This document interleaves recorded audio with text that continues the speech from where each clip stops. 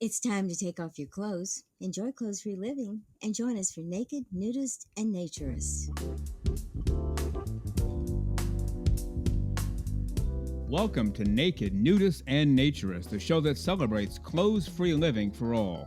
I'm your host, Frank Stone. And I'm your correspondent, Lisa Monroe, and I'll be reporting on all things within the naturist community. So it's time to get naked and join us. And enjoy clothes-free living on Naked, Nudists, and Naturists.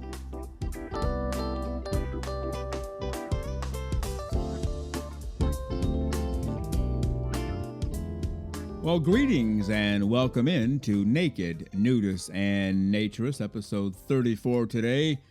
You know the drill that's coming, that's right. Come on in, the water is fine, the hot tub is fired up. We have steaks, hot dogs, hamburgers on the grill, filling the air with the smells of the grill. We have a cooler off to the left, lots of ice, lots of cold drinks. We have coffee and hot tea inside if you want that.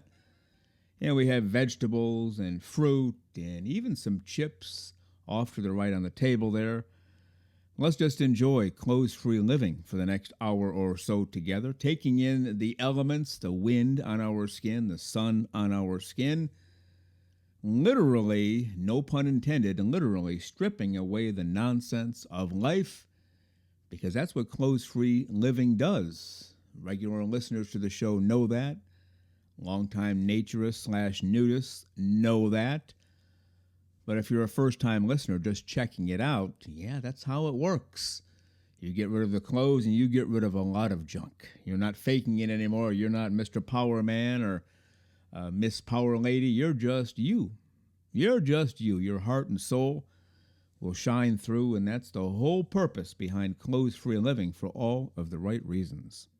And yes, if you are counting, this is week 34. It's also episode 34. Because we give you a brand new show every Saturday morning. Hit Spotify at 6 o'clock a.m. Eastern Time. Gets farmed out to all of the podcast platforms sometime after that. So wherever you go for your podcast, just type in Naked, Nudists, and Naturists. The show will come up. You can also hit up our website, nakednudistandnaturist.com. Hit us up on email, nakedforevermore@gmail.com. And the best way to reach us is right through Twitter. Just type in Naked, Nudists, and Naturists, and our little page will come up to send a direct message, and that's the best way to get a hold of us, to make comments, to make suggestions, to ask questions, and so on and so forth.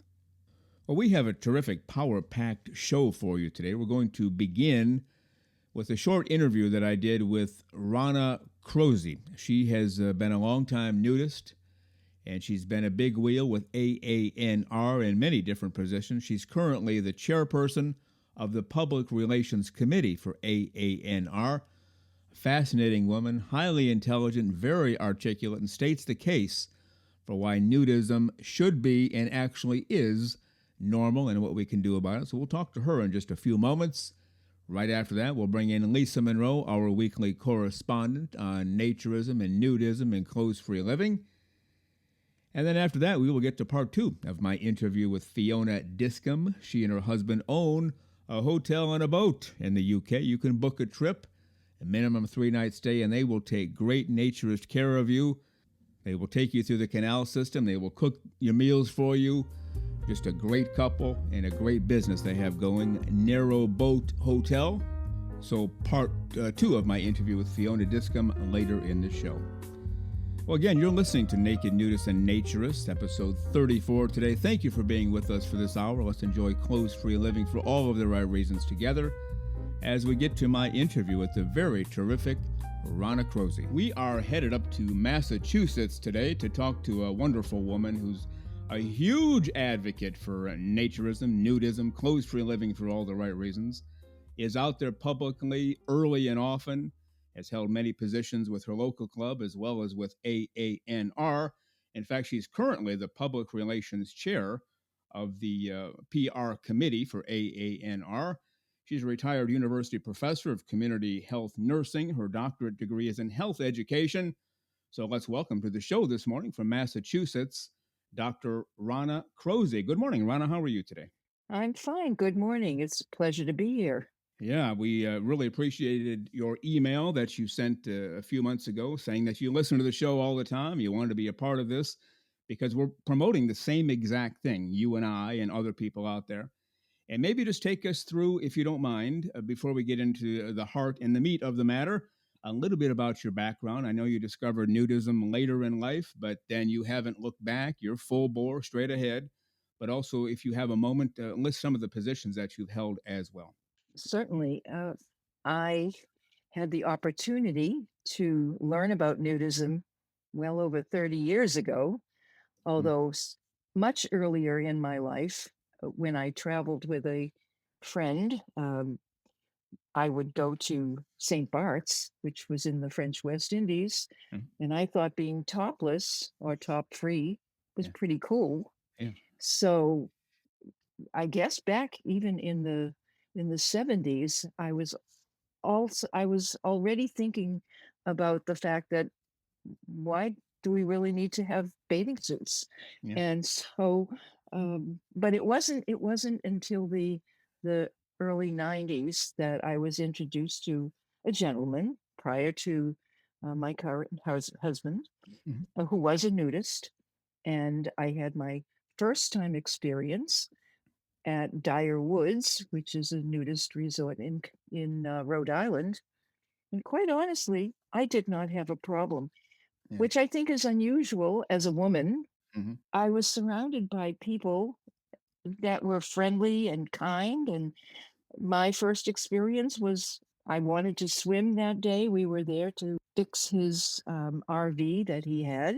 The weather was lovely, and I went into the water to take a swim. I was the only one. And when I came out, they applauded. I just smiled, put my hands up and said yes. And that was it for me. I discerned from that very moment that the folks who were nudists, or naturists, as many people call them, yeah, were just really open and friendly and accepting. Truly, from that day forth, it just resonated with me. yeah, That relationship did not last, and I met my current husband. At some point, I said to him, "You know, I'm a nudist, and I'm really missing the life that I had." yeah. And he said, "Well, it wouldn't be a problem for him." Good. And that was the okay, he's a keeper. Yeah. And in fact, the very first article that I ever wrote for the Bulletin, which is the AANR magazine, Mhm. was called how I, in quotes, corrupted my husband, Yeah, that's right. because he loved to tell everybody, I made him a nudist, I corrupted him. Well, I can tell you that my husband is probably more of an advocate than I am. Wow. And don't ever say anything negative about nudism, because he's originally from Colombia and he Mhm, has an accent, yeah, and he'll say, well, you don't understand. It's really wonderful and it's safe. And he'll go on and on. He's better than yeah, I am. So so he's been involved in pretty much, or as a support. I'm the one that's really involved, that yeah, does all the work, but he's a supporter. He comes everywhere that I go. He has a great time being outside, having fun and yeah. swimming and doing pickleball, and I go to the meetings. But back Mm, in, gee whiz, I think it was in 2010, I was involved with Anna East, mhm, and I was part of the public relations committee there. good. I also, in 2007, was part of a video that was made at Solar Recreation League, where Mm, we have been members for well over 20 years now. As an educator, I have always believed that we need to share and explain what we do and who we are. Getting back to 2016, I was asked to run as a trustee for AANR, mm, and I did run, and I did run with the term of I'm going to be loud and proud about good, who we are. good. And I was very fortunate. I was elected for 3 terms. So I was a trustee for AANR Mm, for 6 years. I was also asked if I would do public relations, which I think is a terrific role for me because I feel that I can be a good spokesperson, or as I sometimes joke, the big mouth, because I am out there. I yeah, really do tell everybody as often as I can, not only that I'm a nudist, but I've helped many people to figure how to talk to their own families, how to talk to their children. Yeah. And I believe it was 13 years ago that I wrote the first series that had a very long title, How Long Should You Wait to Tell the World You're a Nudist? Hmm. And it was a shared project between the Naturist Foundation, N Magazine, and the Bulletin. That was something that I felt was really important because people don't know how to tell others that they're nudists. Sometimes they want to say, I have this secret.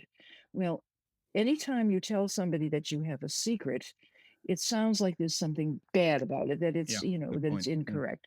Yeah. So that was uh, part of the writing that I started doing. Recently, I shortened the title and added a few extra pieces to that article, and it was on our AANR website, and it's how to share you're a nudist. And again, it's part of it has to do with knowing if somebody says something negative that you are prepared in advance to be able to respond in a positive way. Yeah. So there are a lot of tips and hints in there to help people to be able to be open and honest and confident in the way that they talk to others about being a naturist or being a nudist. I have written many articles from you know the benefits of nudism, particularly for women, for improving body image, for improving your mental health, your self-acceptance, your ability to accept others. That's one of the things I think we are very proud about is that we don't care what you look like. Right. We care about who you are as a human being, what you have in your heart and soul. And if you are a good person, that is what's important. If you behave appropriately, that's important. It isn't, we all come in different sizes and shapes and conditions. Yeah. And now it may be true that some of us need to lose some weight or we need to improve our physical health, but that has nothing to do with our acceptance of you or Yeah. feeling that you are comfortable in your own skin. And many people, and particularly women, will say, I have never felt as comfortable as I do now. Yeah. Stuffing yourself into a bathing suit, or even worse, perhaps, is wearing tiny little bikini bathing suits. One wonders why bother. Right. All Right. all you're doing is calling attention to the very parts that that have. There's nothing wrong with any body part. We Right. should Yeah. be comfortable about our entire body, Right. but we've been socialized to believe that certain parts of our body are bad, Yeah. Yeah. and we need to undo that kind of thinking. So the whole educational piece, getting back to the public relations part of it, not only is it presenting a good image of ourselves, but it's also a lot of teaching for people to recognize that they are fine the way they are, and Yeah. they don't have to cover everything up, except of course if it's cold or you're burning. I mean, there's Right. I mean, some of us would love to be nude all the time, except for me, I can tell you, I'm always cold.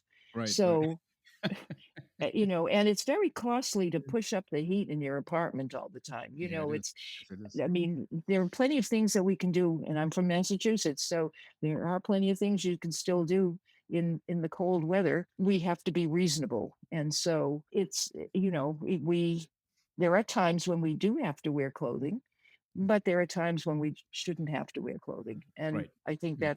that's the message. We're talking to Dr. Rana Crozy this morning, and Rana, I have to tell you, to me, you are the perfect advocate for nudism, naturism. First of all, you're very intelligent, you're highly articulate, and you are not afraid to get out there and say, "Hey, get your clothes off, enjoy clothes for a living," because you'll be a lot happier for it. So, on the behalf of everybody, thank you for what you're doing. Please continue to do so, even though it's 25 hours a day you probably put in. But how do we get to that point that you were talking about a few moments ago? If I tell people I really enjoy baseball, which I do, That's not really Mm-hmm. a secret. I enjoy Mm-hmm. baseball. I like to watch games on TV, or somebody might say I like to go shopping, or I might like to look at new cars. But if you're a nudist, you can't say, I'm a nudist. I live clothes free in my home, or I go to resorts or whatever. Why is that such a secret and such a stigma, do you think? Unfortunately, as you know, and certainly most nudists know, there is this erroneous association of nudity with sex. Yeah. Yeah. There is this sense that a bunch of people who are together without their clothing are engaging in sexual activity. Yeah. And that is totally wrong. Right. Particularly if you are a true nudist, if you are authentic. If you're authentic, then you respect one another. You know the difference between who your friend is versus your intimate partner. Until we can influence our decision makers, whether they are school committees or the government, whoever, to understand that all we are doing really is enjoying nature. We are being at one with, the sun, the wind, the water. We will have a better chance to be able to be open. But until we remove that sense that nudity equals sex, we are not going to be able to move in the direction that we would like to. Yeah. Yeah. Very well said. We've been talking to Rana Crozy this morning. She's the current chairperson of the Public Relations Committee for AANR. And Rana, this is obviously our short interview. We're going to have you back in the not too distant future for a full-length interview. We'll get into everything at that point. But thank you very much for being here today, and continue what you're doing. Well, thank you. It's a real pleasure to be able to tell the world who we are. And this is one very good way of doing it. So thank you. Absolutely. All right, Dr. Rana Crozy, go out there and have a great clothes-free day. We'll talk again soon. Thank you.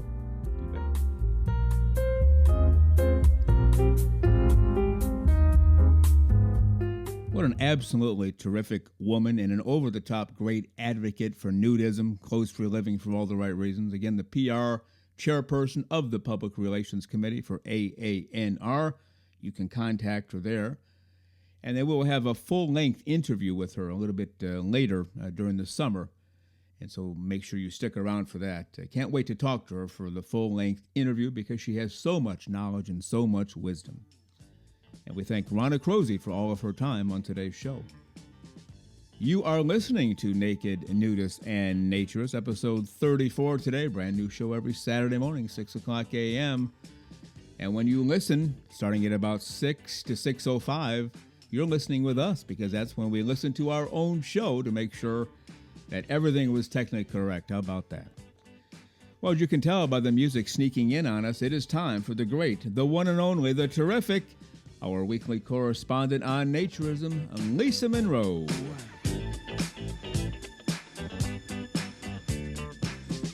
And here she is, clothes-free for all of the right reasons, smiling nonstop. I wonder if she knows something that we don't know, or maybe it's just being clothes-free puts a smile on her face, but let's welcome her to the show. The one, the only, the terrific, the over-the-top phenomenal, Lisa Monroe. Good morning, Lisa. How are you today? Good morning, Frank, and I'm not telling. I'm just not telling. A few people have wondered, I think they're joking, does Lisa Monroe write the openings when I talk? The great, the terrific, the over-the-top phenomenal. Does Lisa write those for you? And no, those are my words. And can you confirm that so people know? Yes, I will confirm that. Frank does all of his own writing. And Lisa never really knows what I'm going to say, which adds to the excitement for me because I can see the look on her face. Oh, gosh, what's he going to do? What's he going to say? But then it's never really as bad as you apparently think, at least by the look on your face. No, not usually. No. a little over the top, perhaps. I'm not sure I can dance that well, but anyway, I kind of shimmy in and out, I suppose, right? That's right. I like that word. Well, last week we talked about some nude businesses, actual businesses that have operated in the nude. We didn't make these up from cracked.com. That's the website. And I found one, Lisa, I'd never heard about this as an option. I didn't know this was a business. But this morning before you came in, I signed up for Italian lessons, French lessons, Spanish, Swahili, Russian, every language under the sun, because apparently they have nude tutors who will come to your home and tutor you in whatever, could even be geometry or science, but I'm going the foreign language route because it will take a lot longer for me to learn. What do you think about nude tutoring? I just hadn't heard about that before. I just want to know, where do you sign up? Um, now, of new tutoring, that is a new one on me too. Yeah. Yeah. But shoot, going back to school as an adult, that's not a bad idea, is it? Get a good tutor. It's an even better idea now, I think. I think so too. I Yeah. like that idea. So, no, I had not heard of that. That's an interesting concept. But again, it comes back to that, what we say about being nude as naturist. All the barriers are gone. You're just two people, so Mhm. there's no difference in who's being tutored and who's tutoring, other than the information that needs to go by. So it kind of makes sense. Yeah, no, it really does. I just hadn't thought of it. This next one I have thought about a lot, even back to I think when I was a kid, a nude hair salon. Now, I used to go to this one salon.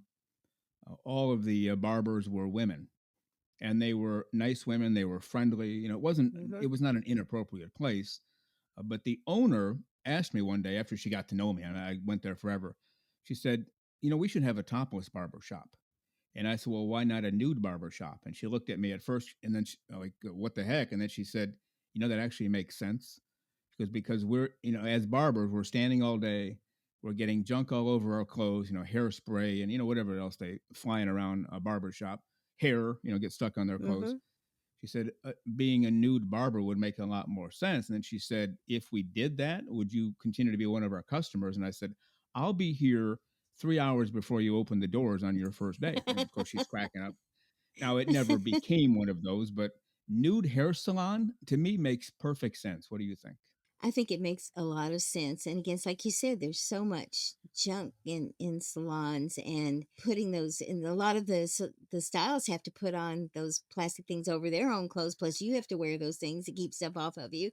So, and then it can get kind of yucky and warm underneath all that plastic and stuff. So, I Right. think it's a great idea, and it keeps the hair off, and especially for, I'm going to say, it's for dog groomers, Hmm. because I used to give my dogs, I had two retrievers, both long hair. And I got to tell you something, hair was a problem when you gave him a bath. So Sure. I just didn't wear anything when I gave him a bath, Right. because it just kept things cleaner. So yeah, I like that idea. Yeah, it's totally practical. And also, and I never want to come off as making a sexist remark and be one of those because I'm really not, but I know women who go through a lot more in a hair salon than men. Most men go in, just cut my hair, make it look like I was here, and then I'm out the door. Women go in to have their hair colored or whatever however they treat it. So that's even more junk that could get all over your clothes. You wear a nice pair of jeans and you walk out, they're stained because of an accident with some coloring. Nude hair salon makes even more sense, doesn't it? It really does. I mean, Yeah. it's just comfort level. It's you know, practicality. It just does make a lot of sense. So I wish that there were more of those. But Well, they had moving on to the next one, a nude motel, and they actually had one called the Faulty Towers Motel in Florida, which is a nudist motel, and their business was declining. So they thought, well, we better do something to jazz up the place. So basically, we're nude. Anybody wants to sleep here the night or a few nights, you can have your clothes off, use the pool, whatever. And I know there are places like that, but they're usually isolated and somewhat controlled. If you're here, you have to be nude, and when you walk out the door, you have to be dressed. A lot of them are right inside big cities. But why not? Why not a nude hotel? You sleep nude anyway, yet you walk out the door, you got to have clothes on. No, just keep them off. What do you think? well, that it just makes total sense that, especially if there's a pool involved, sunbathing involved, if they're near a beach or something, then it just makes sense. But unfortunately, these now are restricted to places where you have to be membership members, and you have to, Hmm. go through a lot of things to get there. And, it's just, it's all of this is so restricted for all the wrong reasons. We talk about being naked for all the right reasons. The restrictions are for all the wrong reasons. They're Yeah, not that's well said. for, they're they use things that shouldn't be used to keep people from enjoying this lifestyle. So I like that. Well, the last one on our list, nude church. Now, I had not thought of that one. I do know that there are nude churches out there and they have nude worship services. But there's a place in Virginia, the Whitetail Chapel, which I think is, I'm sure they renamed it after it became a nude church. But the pastor said, Jesus was born naked, he was crucified naked, and he rose from his tomb naked. So why shouldn't we be naked too when we worship him? Honestly, I can't think of a good reason to say why not. Nude church, what do you think? I'm all for that. I think it's I mean, we're getting back to the basics of life, and that's the basic part of life is that faith. So I think it's an excellent idea, and he's right. We look at things kind of weird, but back during Jesus's time, people were nude, and Yeah. people didn't, and have to be concerned about this. And so I think it's a good idea. I think it's a Yeah. very good way to just get back to the basics. I do too, and it goes back to what we've said again a half a gazillion times, and everybody else has said. When everybody is naked, nobody is naked. You're just enjoying clothes-free living for all the right reasons. Whatever you're doing, whatever you used to do with your clothes on, now do them with your clothes off. And church would certainly be included, which goes against how we were brought up. The pastors, the priests, whatever had robes, a million robes. You have nuns in the Catholic Church. They have what I guess they call habits, the Yes, outfits or sir. the costumes they wear, Yes. and not being inappropriate. It's just everybody has a uniform in the church, and the people in the pews, for the most part, it's changed a lot now. You're expected to look nice, a suit and tie on men, a dress on the women. That's gone by the wayside. Now people have, Budweiser T-shirts and a ripped pair of jeans, and they're still in church. But nude everything to me seems the way to go without being overly silly. It just makes perfect sense, doesn't it? Clothes became part of our lifestyle for convenience and status in some ways. I think if I remember reading that the Romans were nude most of the time. It was the senators when they went into the Senate that put on robes. And so that was kind of a status symbol for them. And so I think we've lost track of what's important. And then, I mean, if you're going to, go to colder climes, then there's a reason for people putting on clothes. You can't live in that. But in the, it's ridiculous for people who live in temperate climates to not be nude as much as possible because it's natural. I agree. I agree. Clothes free living for all the right reasons, clothes free businesses for all the right reasons. Let's just start a movement today. That's it. All clothes come off. They're not going back on unless it gets cold. And we'll be nice enough to allow clothing to some extent if it gets really cold, right? No, absolutely. Please, at least the Afghan, just an Afghan. That's all I'm asking for. Because I do tend Okay. to get a tiny bit cold. Like I said, if it gets under 80 here in Florida, I'm freezing. So Oh my gosh. You don't want to say that too loudly to people in Canada or the Netherlands or this is England. true. Well, Yeah, there's cold weather coming for us. So that's right. sorry, we'll be part of the clothes there for a few days. Well, sparingly, that's true. All right, Lisa Monroe, we are going to duck off and get to the interview. I want you to go out there and have a great clothes-free week. Keep smiling. Keep doing whatever you're doing, including dancing around the house. And we'll see you next time. All righty. Goodbye, Frank. Take care. All right. Thank you.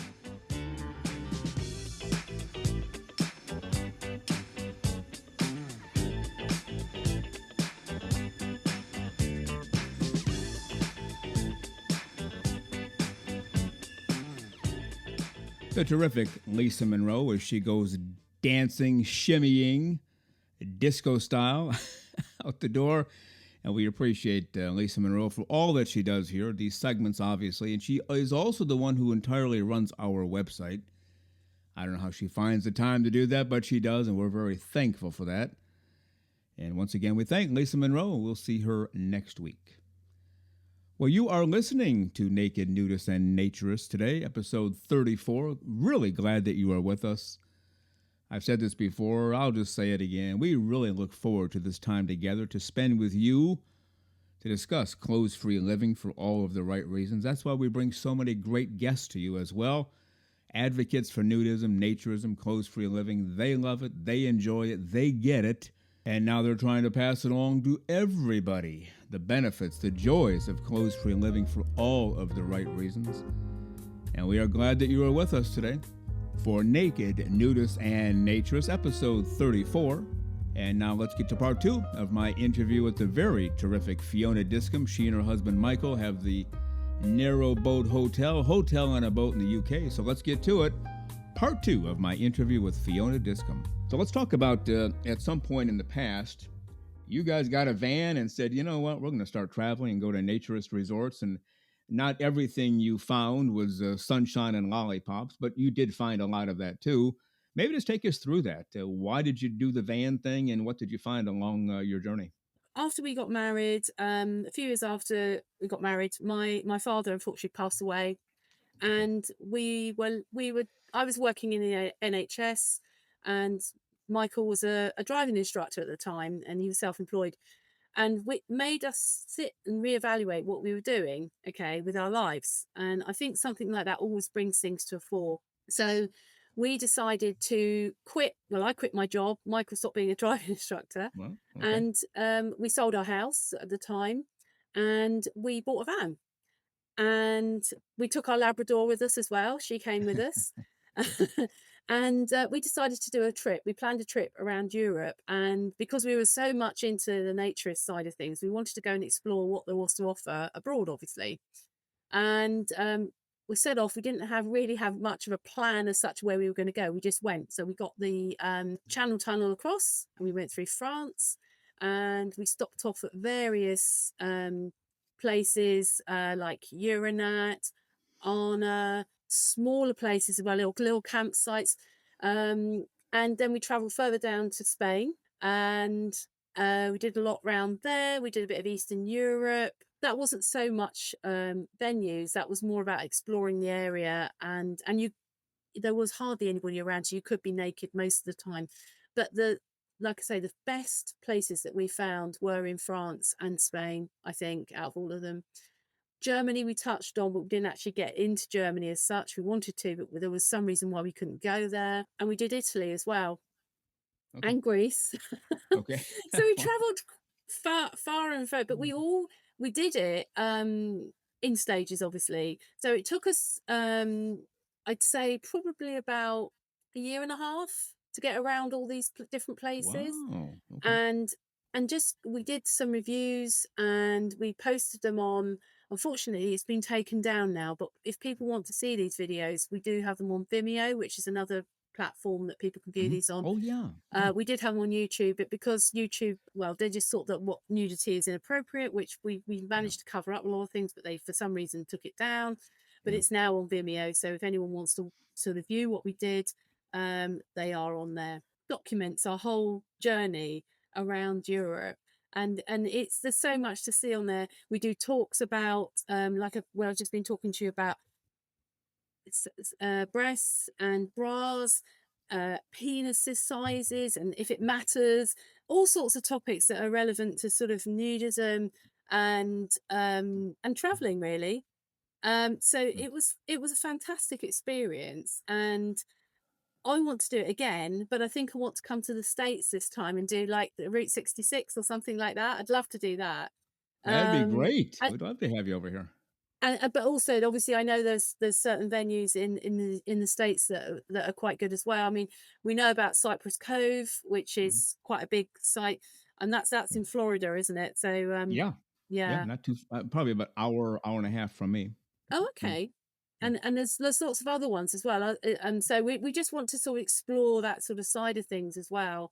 Okay. But that's something for, in the next couple of years, maybe. Oh, that'll be great. Now, you did mention this just a few moments ago, but I want to mention it again so our listeners, I want to make sure everybody caught it. When you took this van trip for about a year and a half around Europe, you actually sold your house before you got the van and took off, right? So you had nowhere to go back to. It's like, okay, Mike, we're hitting the road and there's no returning right now because all we have is this van, right? Yeah, absolutely. Yeah. We just Yeah. thought, that's it. You get one life. Let's just do it. And then we'll sort the consequences out when we come back. But as it was, we managed to, we came back to the UK, and at the time, we actually found a place in the south of England where they were looking for somebody to basically take over a naturist campsite, which we Mhm. did.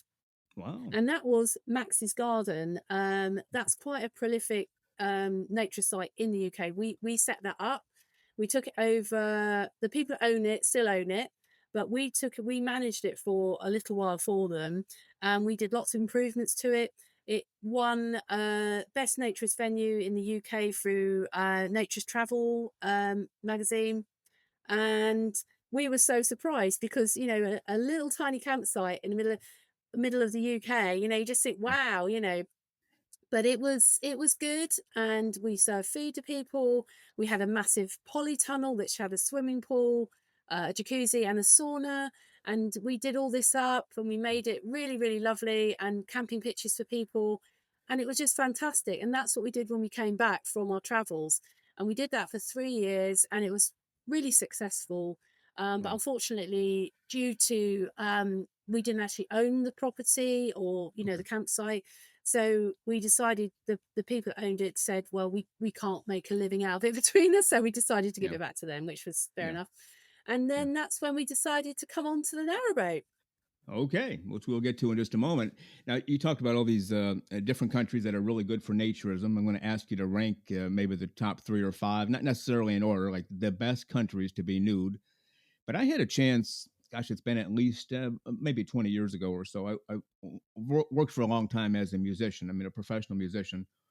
And I got an offer to play a jazz festival in the country of Portugal. And as I was talking to the guy who was inviting me, we talked about different opportunities because of course I'm interested in the naturism aspect, but I didn't know him. I just don't want to put that out there. I said, "What are the beaches like?" And because I'll want to explore the beaches if I come over there. And he's describing this, that, and the other thing. And I finally had to ask. I said, "Well, can I be nude on the beach?" And he said, "Portugal is one of the best countries in the world for being nude." But I've heard since then that that might not be the case. And I noticed in your when you're talking about these different countries, you didn't mention Portugal. What's Portugal all about in terms of naturism? Yeah, we have visited Portugal. We did that last year, actually. I'd say it's not great. It's not like Spain. Okay. Um, I think you have to be selective about where you actually be naked. Okay. I haven't heard anyone saying you cannot be naked on a beach there, but Okay. personally, in our experience of being there, I think it's frowned upon a little bit. And I think there is a huge market there. I mean, if you could get out into there and do it, it's fantastic. It needs more education, I think, there. But I don't think there's as many places as there are in Spain if you compare it to Spain or France. Okay. So France and Spain would be your top two in either order. Are there a couple of others in the top 5 you'd put in there? Germany, I mean, we went to Cologne. That's as far as we got with Germany. Okay. Cologne was fantastic. It's not obviously a beach destination, but the spas there are amazing. And it was quite interesting actually, because when we got to this spa, the lady behind the desk, she sort of looked at us and said, "You are British?" And we said yes. And she said, "No costume, no costume." And we said, "No, no, no, we don't want to wear a costume." And she said, Right. amazing. She was so pleased that we didn't want to wear a costume, because obviously people that go there normally are, that are booking in are normally, oh no, spa, no costume, you cannot wear a costume. No, no, absolutely fine with us. And we were so pleased that we found that. But that's like that anywhere in the Europe, in a proper spa environment, you would not wear a costume. Sure. Yeah, it would have to be designated for that. Yeah. Well, okay. Well, that's really good. It's good to hear that. We are not as free in the United States of America in terms of naturism. You pretty much have to go to a nudist resort or your backyard if it's secluded and private enough, or a beach if there's a nude beach or a secluded area of the beach. So we don't really have the freedom here. Now, you mentioned Spain a couple of times. What's so unique about that? Can you be naked anywhere? Can you be naked on any beach? I guess is the question. Yeah, I mean, in Spain, like I said, it's quite widely accepted, and it's more of a family activity. So Yeah, you'll see like a family go down, and maybe not the mother or the partner is not fully naked, but she might be topless, Sure. or there might be completely nude families. It depends on how they are about it. But generally speaking, nobody cares if you're naked or not on any beach in Spain. And it's not illegal there either. You can just do it anywhere in Spain. It's widely accepted. Like I say, I think Malaga, there's Almunica, which is a very good place as well, beach-wise, to go down. That's the south of Spain. And there's lots of campsites there, and you find a lot of German and Dutch, and a few Brits, but not as many. I think it's more dominated by those sort of nationalities. Okay. All right. Very good. Well, let's get into your boat. And I noticed something just a moment ago. We're a naturist studio. We have a naturist office. Everybody who works here is a naturist. There are 7 of us all together. We just don't wear clothes here. That's just what we do. And obviously, you're a naturist. Mike's a naturist. And so we conduct our interviews in the nude. I mean, why would we put clothes on for a naturist interview, right? And unless the guest specifically requests it, like, I don't really know you, Frank, so why don't we have clothes on? That's happened once or twice. But other than that, we're just nude here. We're nude for the interviews. And of course, I'm focusing on your face, as we're talking Mm. here.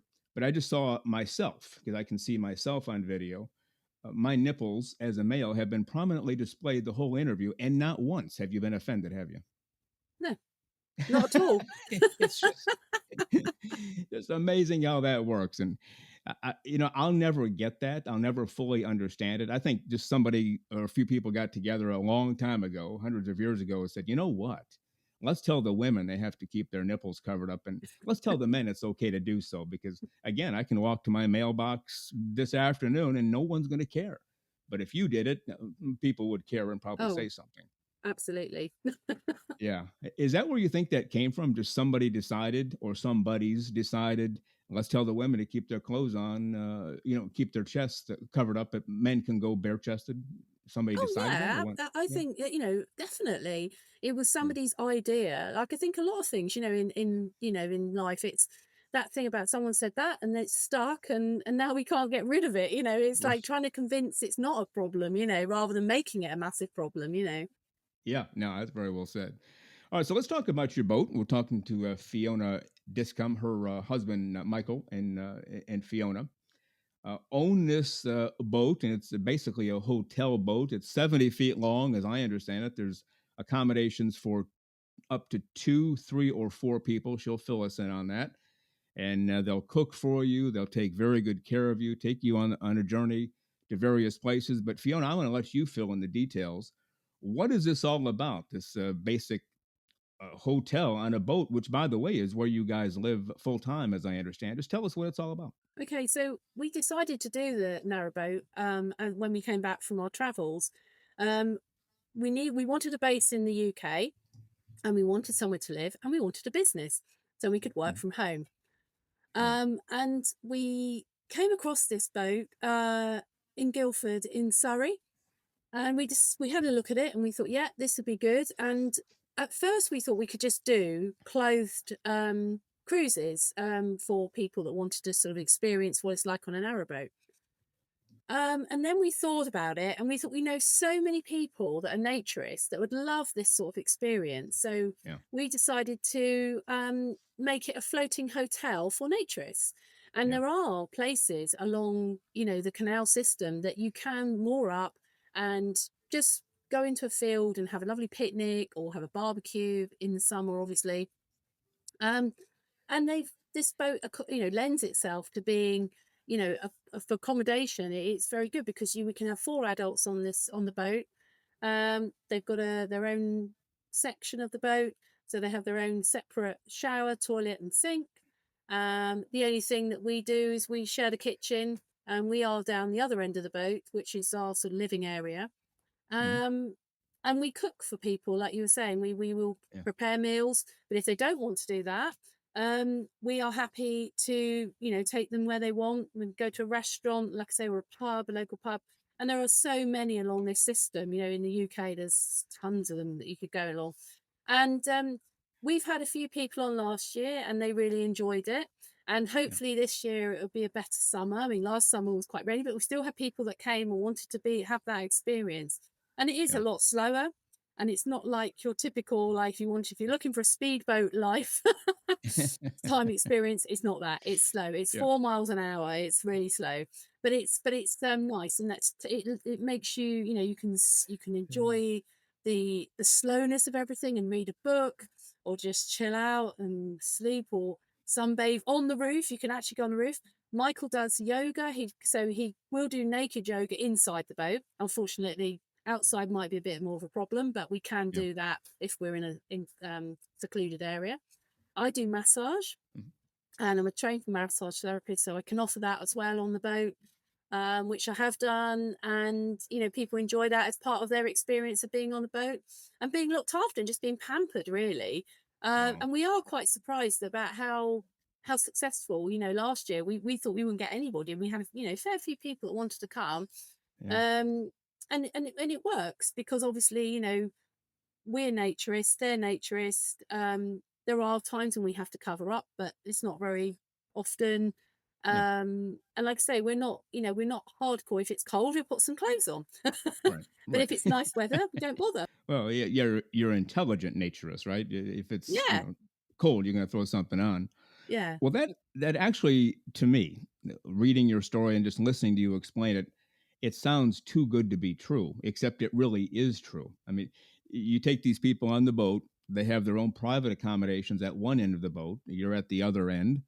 Kitchen in the middle. You'll even cook for them. You go 4 miles an hour. You're on a lake, I'm guessing, or a river. Is that where do you take the boat? It is just more like a canal system. So Yeah. it's just a Okay. system of sort of waterways, basically. Okay, so you're on the water, just traveling around at 4 miles an hour, and people can relax and have some iced tea or whatever they want to drink. And you mentioned they can do naked yoga. You'll do massages because you're a trained massage therapist. You'll stop at various places if they say, "Hey, I want to go to that restaurant." You'll stop and accommodate them. This is like, to me, I wish I would have thought of this as a business idea. This seems like the best business idea I've ever heard in my life. And I know you just started last year, but I can't imagine it'll be very long before you guys are solidly booked, and you'll have to tell people, no, sorry, call us back in 2045. We might have an opening then. But are you getting a lot of calls and a lot of emails even for later this year in 2024? And at the moment, I think because it's the beginning of the year, people are still a little bit. It's just after Christmas, but I think sort of Yeah. towards Easter, we might still get a few more. That's when you normally get the people that want to sort of Yeah. think maybe June, July, maybe do that because the weather's better, Yeah. especially in the UK because you can't guarantee Yeah. the weather. But yeah, I mean that's when it starts to get a bit busier. Okay. All right. Very good. Now, I saw either on your site or in an article you recommend or you require a minimum of 3 nights on the boat, 3 night stay. Is that correct? And if so, do people adhere to that, or do they say 3 days? Forget that. I want 6 or 7 or 10 or whatever. How does that usually work? Yeah, I mean, the 3 days is the minimum. Okay. And that is just purely because there's so much work to do Yeah. in Yeah. between people coming and leaving. Yeah. That's why we say the 3 days, so it makes it more effective for us, really. But Yeah. yeah, if people want to stay longer, that's entirely up to them. It's just Okay. that if people want to stay maybe 1 or 2 days, it's not really sort of viable for us. That's why we don't do it. Yeah. No, that makes sense. What's just out of curiosity, what's the longest somebody has stayed with you on the boat as a customer, a resident of your hotel on the boat? About 2 weeks, Wow. so Yeah. quite a long time. Yeah, I can't imagine if I ever got to the UK and booked a trip with you. I think 3 days for me would be too short. It's like once we get out there, why would you ever want to go back? Mm. Oh yeah. You probably don't want to book the entire summer for one person, right? I'm guessing. Oh no. Okay.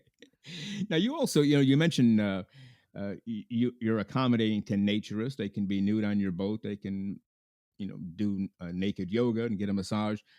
But if somebody is not a naturist and they say, "Hey, I live with my clothes on," you'll accommodate them too, right?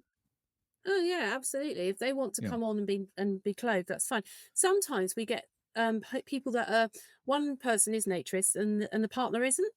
Or Oh, they okay. and so we just say, well, it's up to you if if you feel comfortable with us, being naked, but normally they are because their partner's normally naked, so they're not worried about that so much. But Okay. we are respectful. I mean, if people come along and say, I don't want it to be naked, that's fine. Yeah. We can do that. It's not a Yeah. problem. Yeah. So they'll keep their clothes on the whole trip, but you and Michael will keep your clothes on as well, out of respect for them, basically. Yeah, definitely. Definitely. Okay. But this is more marketed to naturists, or do you put it out there for anybody, just in general? Normally we put it out for naturists, but anyone can come along.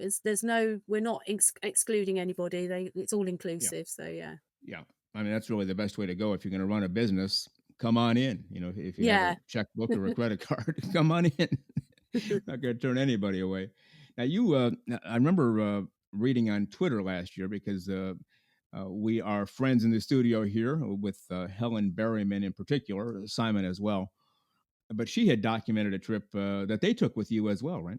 Oh yeah, they came along Yeah. last summer Yeah. and they really loved it. They Yeah. thought it was so like chilled out, and Helen was feeding the swans on the bow, which is the front of the boat outside, and she's got a little picture of her doing that.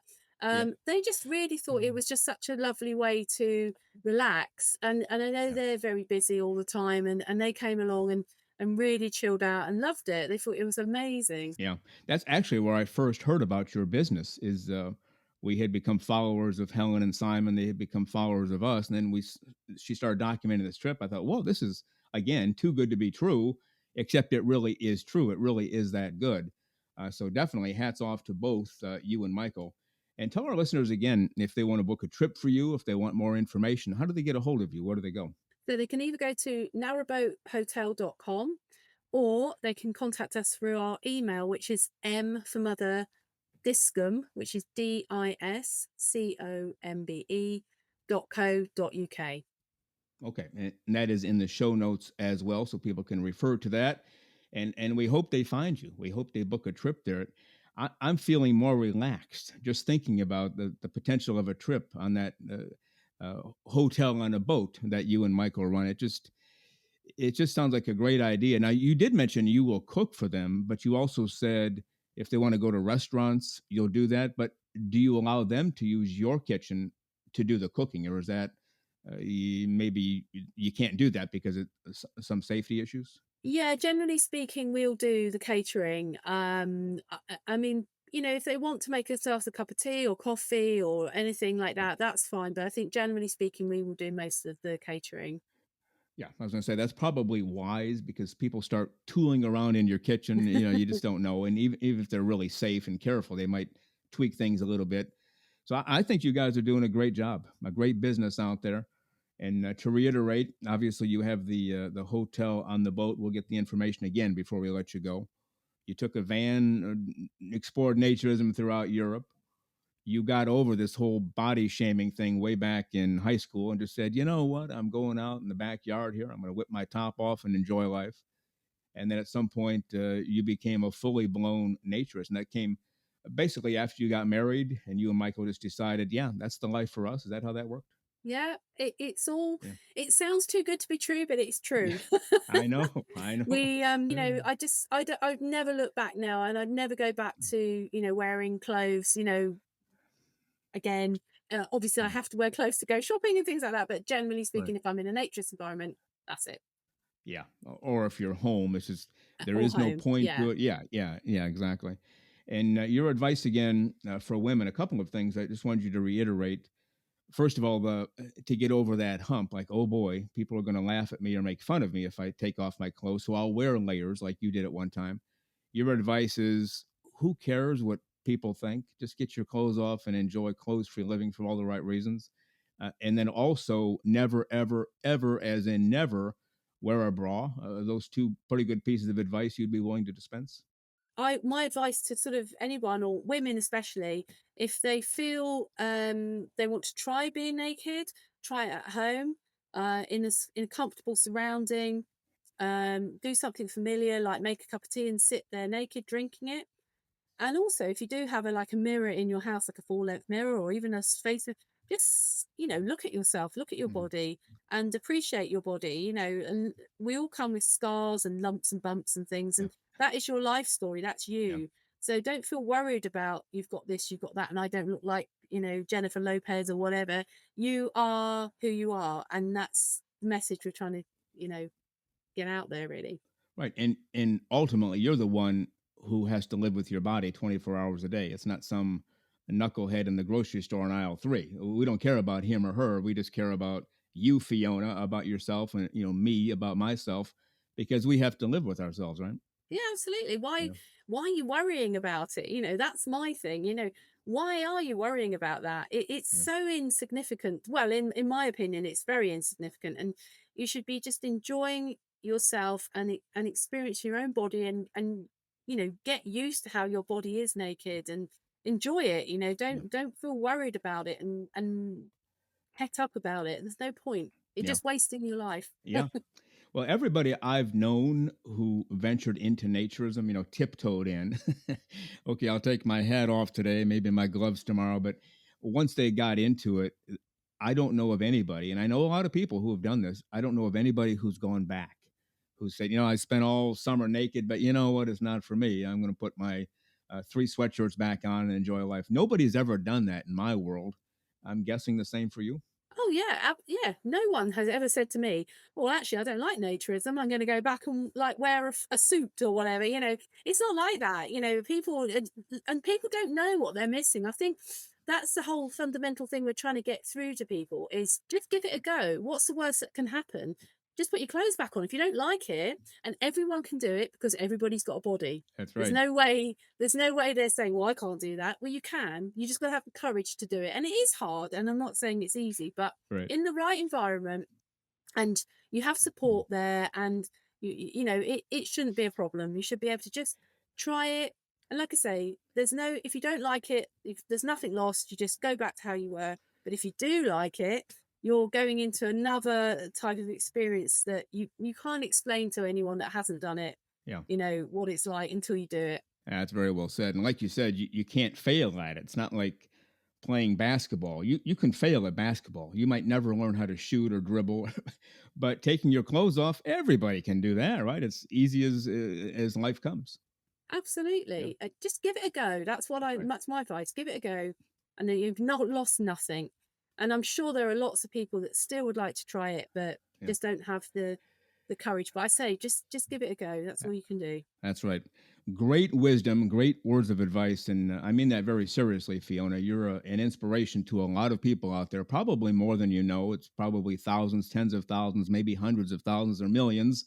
People hear you, they hear your story, they hear this show with you talking, they read the written word about you.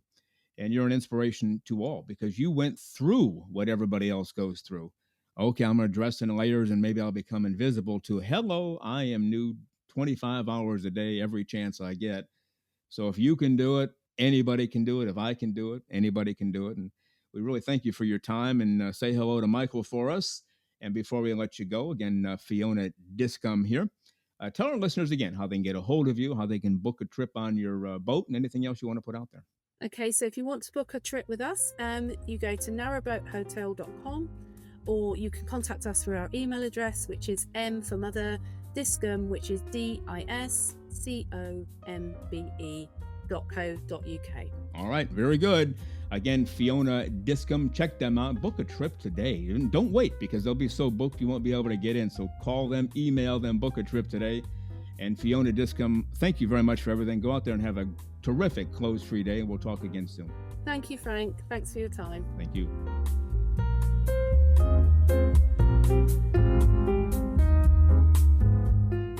The very terrific Fiona DISCOMBE. And again, you can reach them, Fiona and her husband, Michael, narrowboathotel.com. Book your trip today. I think you'll be glad that you did. And we thank Fiona DISCOMBE for all of her time on today's show. We will also have her husband, Michael, coming up in the not-too-distant future. Well, we hope you enjoyed the show today. We hope you can listen to it clothes-free because that's the only way to be. Not trying to be poetic. It's just why not? Let's enjoy life and clothes-free living for all of the right reasons. Well, thank you for joining us today on Naked, Nudists, and Naturists, episode 34 today.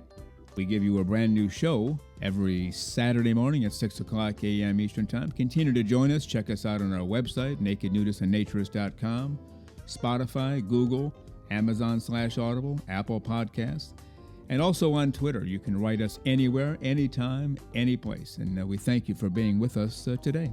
Plan to join us for every single one of our shows here and have your clothes off when you're listening. We have our clothes off when we're broadcasting, enjoying the naturist life. We celebrate clothes-free living for all.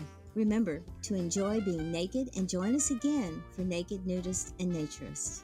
We drop a brand new show every Saturday morning, so come back and join us. Have your clothes off when you do for Naked, Nudists, and Naturists. Have a great clothes-free day.